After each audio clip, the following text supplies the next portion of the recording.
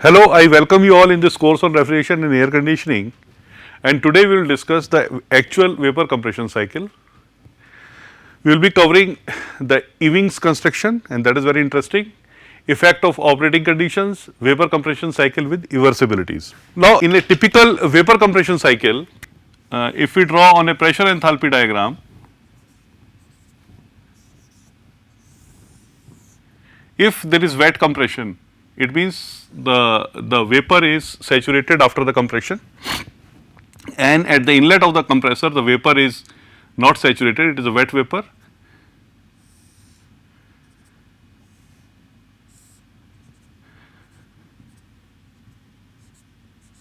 Now, in this case, if I keep on increasing the temperature of 1, if I keep on increasing the temperature of 1, or this state 1 will be start shifting here, then I will be getting vapor superheated after the compression. If we further shift it, again I will get vapor superheated after the compression. Now, here the issue is, if I keep on increasing this temperature T1, I will be getting more refrigerating effect. Refrigerating effect will increase, and at the same time compression work will also increase. Now, the issue is, what is the benefit? Benefit means how it is going to affect the COP of the system. COP of the system is the ratio of refrigerating effect and the work consumed by the compressor. So, since we are shifting state 1 to the right side, refrigerating effect is increasing and work is increasing, there should be one optimum value of the quality of vapor at the suction of compressor, which will give the maximum COP. Because the moment we shift in this direction, because these constant entropy lines are diverging lines. So, the moment we shift in this direction, the work consumed by the compressor increases. Now, Ewing's construction gives solution to this problem. Now, if we transform this pressure enthalpy diagram on Mollier diagram, this is Mollier diagram is enthalpy entropy diagram, and that can be drawn for any gas or any vapor. So, for example, for refrigerant R134A, if I draw Mollier diagram, this is the saturation line. Below this, I can get different saturation lines for different qualities. For example, x is equal to 0, x is equal to 0.9, x is equal to 0.8, and so on. Constant pressure lines can be shown here as these lines parallel, they are not parallel, these lines, these are constant pressure lines. So, in a PV diagram, pH diagram of any refrigerant, these are constant pressure lines. So, state 1 to state 2 can be shown here as state 1 to state 2. Entropy is remaining constant, that is why it is a vertical line, and state 1 to state 2, the change the change in entropy is 0, and it is going to be a vertical line here. Now, state 2 to state 3 is a constant pressure line. Definitely it is going to come here, state 2 to state 3, and it is in liquid state. This is also here, also it is shown in the liquid state. Now, state 3 to state 4 is constant enthalpy line, enthalpy is constant. So, constant enthalpy line in this case is going to be a horizontal line. So, this is refrigeration cycle on transformation of refrigeration cycle on enthalpy entropy diagram. Now, in this enthalpy entropy diagram, if I want to find COP of the system, then the COP of the system will remain same, that is refrigerating effect H1 minus H4 divided by work consumed by the compressor.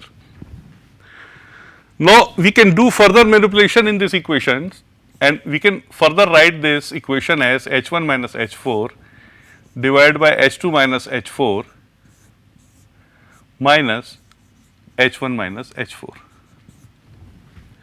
Both equations are same. Divide now by delta S.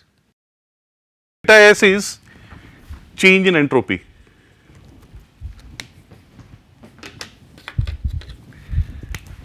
delta S is change in entropy, delta S. So, here we can write that H1 minus H4 divided by delta S divided by H2 minus H4 divided by delta S minus H1 minus H4 divided by delta S. Now, H1 minus H4 divided by delta, this is a constant pressure line, and during this process the temperature also remains constant. If you look at the pH diagram,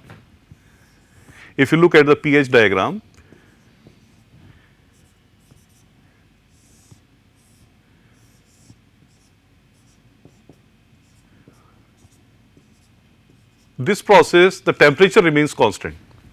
So, during process 4 to 1 temperature remains constant, that is why change in enthalpy divided by change in entropy shall give the temperature during this process, that is TO. Here also we can take H2 minus H4 by delta S minus TO, and this is equal to COP of the system. This is equal to COP of the system. Now, here in this case the COP is going to be maximum when this is minimum,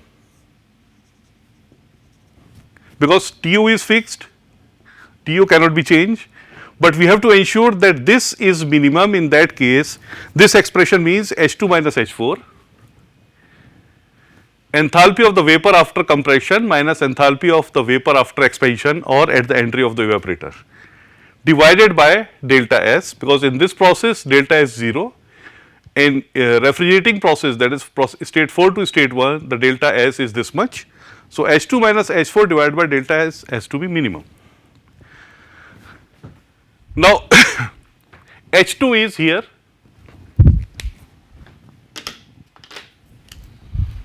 H2 is here, this is H2,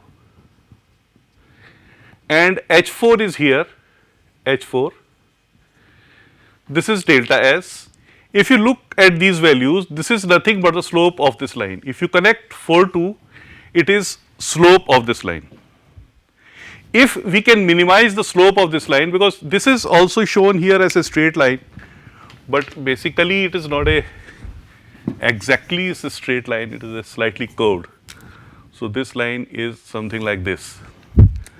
So, this slope of this line has to be minimum, in which case it is going to be minimum when we draw a tangent from here. If we draw a tangent from here,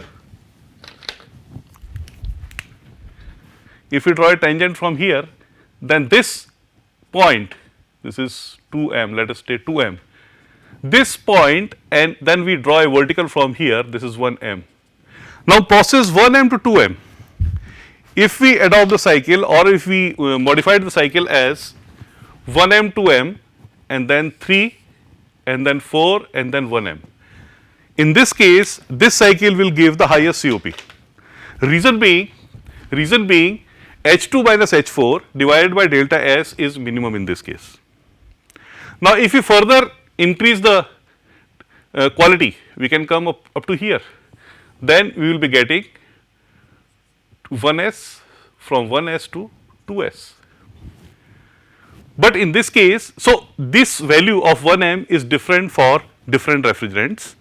In some of the refrigerants like ammonia or R22, it is in the wet region. In some of the refrigerant, it is in superheated region like R134A, but even construction has limitation, it is valid up to saturation state.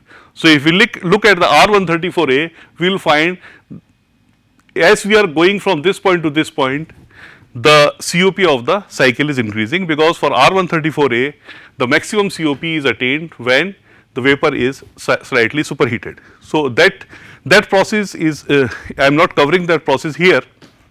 Instead of that, I would like to cover the effect of operating parameters on the performance of the cycle. Now, we are very well familiar with the vapor compression cycle. Now, we will discuss effect of different operating parameters on vapor compression cycle. Now, a vapor compression cycle on pressure enthalpy diagram is already shown here. In the previous lecture also we have amply discussed the pressure enthalpy diagram, but here I would like to again repeat it, that in pressure enthalpy diagram on the vertical axis there is a pressure on megapascal. This axis is on a log scale. On the horizontal axis there is enthalpy kilojoules per kg or specific enthalpy.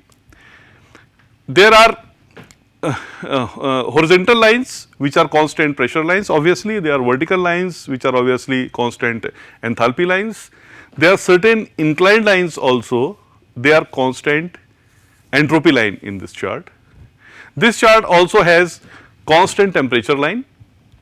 For example, minus 30, so minus 30 this is almost vertical, this is not vertical but almost vertical, then it becomes horizontal because during phase change the temperature remains constant. This thick line curve, this thick curve is saturation curve. Beyond this side, beyond this or on this side of the curve there is superheated vapor, on this side of the curve there is subcooled liquid. On this curve, on the left, on this side of the curve there is saturated liquid, on this side of the curve there is saturated vapor, and both the curves are joining here, this is the critical point. Beyond critical point there is no liquid phase. Now this is a typical cycle which is shown here having wet suction. So after the compression the vapor is saturated, condenser temperature is 40 degree centigrade, evaporator temperature is minus 20 degree centigrade. Now here in this case, if I reduce the temperature, instead of 20 degree centigrade temperature, if I reduce the condenser temperature or condenser pressure to minus 30 degree centigrade, it means, now before doing that I would like to take a cycle which has vapor, saturated vapor at the suction of the compressor. So we are going to get this. So B will be shifted here, A will be shifted here. So this is going to be the cycle which we are going to analyze. In this cycle the vapor is saturated at the suction of the compressor. After the compression the vapor is superheated, condensed up to the saturated liquid, and isothalpic expansion takes place during process C to D. Now if I transform this cycle on pH diagram or in a separate diagram, it is going to be like this.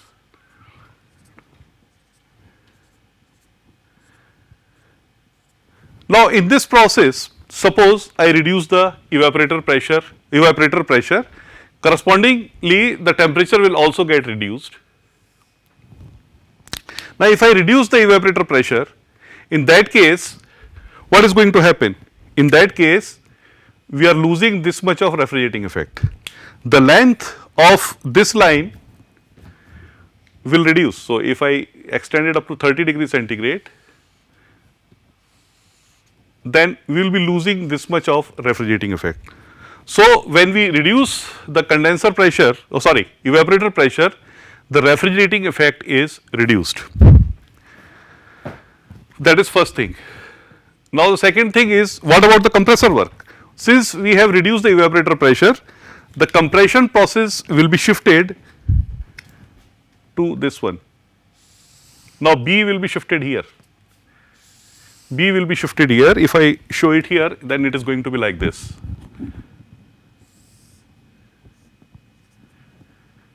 This is 1, this is 1 dash. Now you can see from here itself the compressor work has also increased when we reduce the evaporator pressure. So when we reduce the evaporator pressure, we are loser at both ends. First, the refrigerating effect is reduced. Earlier it was 4-1 here, now 4-1 has shifted to 4-1 dash. So 1 has shifted to here 1 dash, so refrigerating effect has reduced. At the same time, the compressor work has increased. So we are loser at both the ends, and COP of the cycle has to go down, or it will definitely reduce in this case. Now the third is, when we reduce the pressure, the density of the liquid is also reduced. If you look at the density here, it is approximately 6.5 here at minus 20 degree centigrade, approximately. This is 6 kg per meter cube, this is 8 kg per meter cube. So, it is approximately 6.5 or 6.3, but when we reduce the pressure, the density will also reduce, it drastically reduce, it will reduce to 4.5 or 4.3. When the density of the liquid which is entering the compressor is reduced, volume of the compressor is constant, volume of the compressor is constant. When the density of the liquid entering the compressor is reduced, the mass of the refrigerant which is entering the compressor is reduced. When the mass of the refrigerant which is entering the compressor is reduced, it means mass of the refrigerant which is being circulated in this cycle is also reduced, and that will also reduce subsequently, which will also reduce the refrigerating effect. So, when the evaporator pressure is reduced, in that case refrigerating effect is reduced, compressor work is increased, mass of the refrigerant which is being circulated in the cycle is also reduced due to change in density. And further, if you look at the expression of volumetric efficiency of the cycle, that is 1 minus epsilon P2 by P1 raised to power 1 by n minus 1. Now, if you look at this expression, if we increase the pressure ratio, the volumetric efficiency will also reduce. So, here in this case, if we reduce the pressure of evaporator pressure, the volumetric efficiency will reduce. So, we are loser at all the fronts. We are loser at all the fronts, refrigerating effect is decreasing, and pressure is this volumetric efficiency is decreasing, work consumed by the compressor is increasing. So, we are loser at all the fronts. That is why in any case, if the pressure of the evaporator is reduced, the performance of the system deteriorates. Now, the second case, when the pressure of condenser rises. When the pressure of the condenser rises, now let us take again the original cycle, and now instead of reducing the pressure of the evaporator, the pressure of the condenser is increased. When the pressure of the condenser is increased, here compressor will consume more power. Compressor will consume more power. This is the additional power which is going to be consumed by the compressor. At the same time, refrigerating effect will be reduced. Earlier we were getting 4.1, now we will be getting 4-1. So, when we increase the condenser pressure, the refrigerating effect is reduced and the compressor work is increased. Again, the COP of the system will be reduced. That can be shown here also. Say instead of 40, suppose it is compressed up to 50 degree. So, when we touch the 50 degree, then here you can see the refrigerating effect will reduce. Earlier we are getting refrigerating effect out of this, now we are getting refrigerating effect out of this process, and at the same time, here we are getting refrigerating out of this process. Earlier we are getting out of this, and at the same time compressor work is also increased. Now, the third case, if we superheat the gas, instead of taking saturated vapor, if we superheat the gas, and then during superheating in this process, the refrigerating effect will increase because the gas which is coming out of the evaporator is superheated, and at the same time compression work will also increase. At the same time the compression work will also increase in comparison to this 2, 1 dash, 2 dash, in comparison to the process 1 to 2. So, in 1 dash, 2 dash process the work will be more than process 1 to 2. So, but in superheat the COP of the system may increase or may not increase, it depends. I have told you earlier also, if you look at the EVIX construction, for some of the refrigerants like R20 or ammonia, the maximum COP is when the vapor is wet at the suction of the compressor, and for refrigerant R134A, it has been found when the vapor is slightly superheated, the COP is maximum. Now, for fourth operating parameter can be subcooling of the liquid.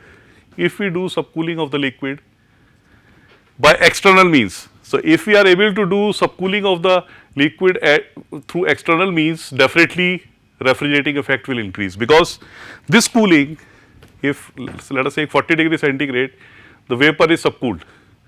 So now this subcooling we are getting free of cost if it is done with the external means. However, as I stated in my previous lecture, this subcooling can be attained by superheating the vapor from coming from the evaporator.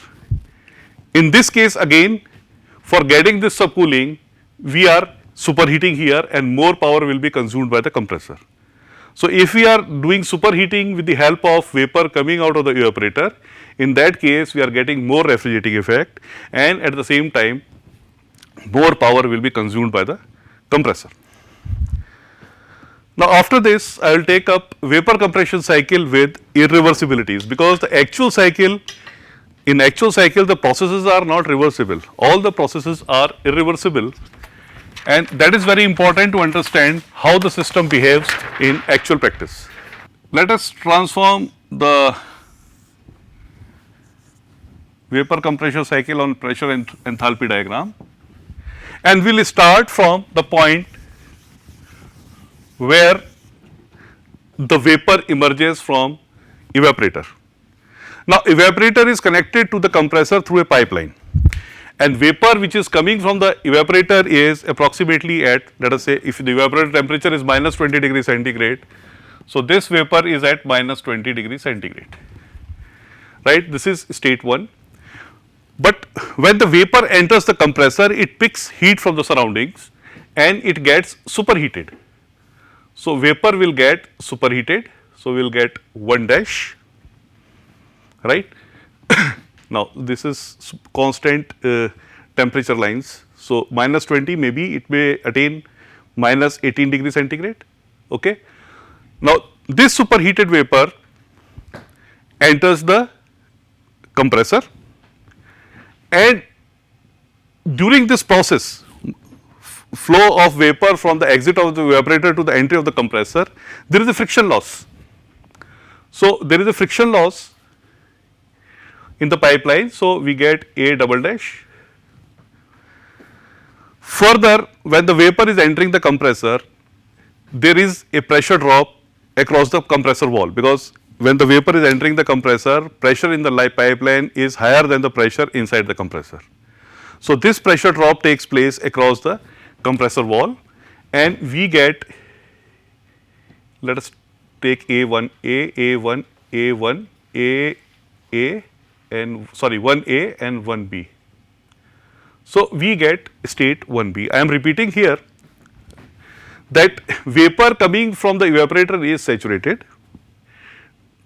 In the pipeline connecting the evaporator to the compressor, the vapor gets superheated, right. We get state 1A. Then there is a pressure drop in the pipeline, we get 1B due to friction, and then here we get 1C in the inside the compressor, because there is a pressure drop across the compressor valve also. Now compression takes place, and this compression is also not isentropic, there is a polytropic compression. In polytropic compression, there is a, it is not a curve, it is PV raised to power n, and during this process heat transfer also takes place. Earlier we have assumed that it is isentropic compression, there is no heat transfer across the boundaries of the compressor, but in this process 1 to 2, let us say 2, the heat transfer takes place across the boundary of the compressor. Now after this polytropic process, the vapor comes out of the compressor, the vapor comes out of the compressor, and this is condenser pressure. So the pressure inside the compressor or at the exit of the compressor should be higher than the pressure in the pipeline which is connecting the condenser, otherwise the vapor will not go into the pipeline. So this pressure, so the pressure at the exit of the compressor can be denoted by 2, and pressure drop takes place across the compressor wall. And this line is not a horizontal line, it is an inclined line, because the pressure drop takes place during this process 2 dash to 3. Now the vapor coming out of the compressor is at high temperature.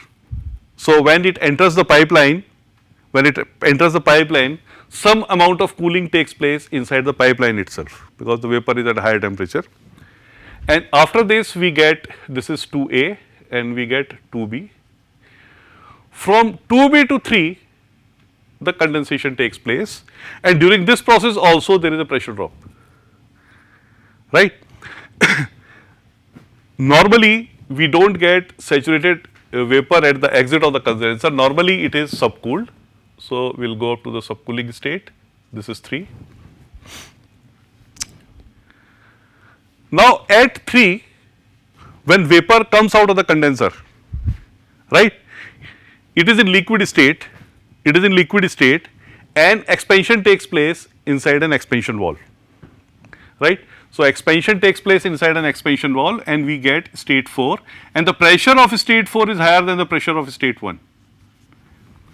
And it is also possible that some heat the liquid may pick some heat from the surroundings and some heating takes place, and we get, instead of 3 we get 3A here. Expansion takes place in an expansion device, and then 4 to 1, process 4 to 1, again the pressure drop takes place in process 4 to 1.